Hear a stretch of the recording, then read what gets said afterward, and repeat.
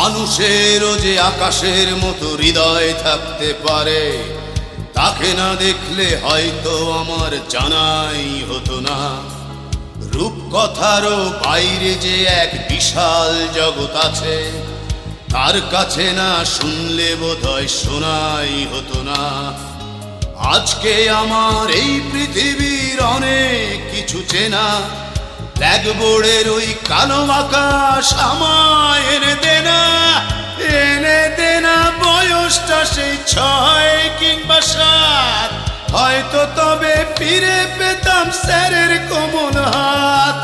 সালাম জানাই সহস্রবার আমার তিনি গুরু, তার কাছেই হয়েছিল শিক্ষা জীবন শুরু।